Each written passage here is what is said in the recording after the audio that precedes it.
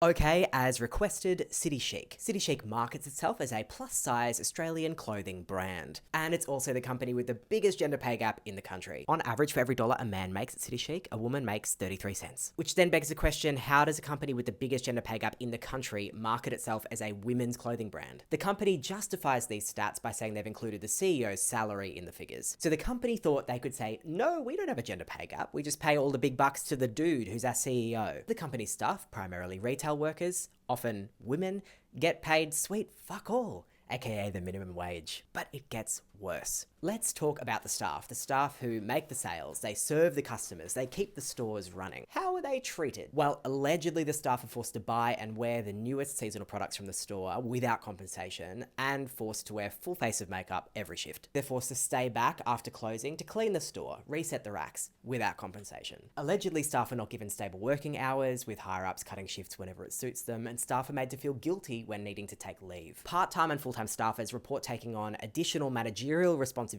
without proper contracts or extra pay. They're allegedly monitored on in-store cameras and pressured into making additional sales, all so that the higher-ups can bloat their salaries, who in turn blame, intimidate, and harass them when their unrealistic targets are not met. I heard from one former worker who alleges she was denied a promotion despite being a top sales agent for, quote, having lost her fire, and then was made to take on all of those responsibilities in her existing role anyway. And she alleges that the harassment she received from a peer about her queer identity was ignored and brushed aside by the bosses. Pretty cooked. If any of these things sound like something you've experienced in your workplace, please let me know in the comments or confidentially via the survey in my bio. Cheers. Authorised by April Alley, Suite 1, 600 Doncaster Road, Doncaster.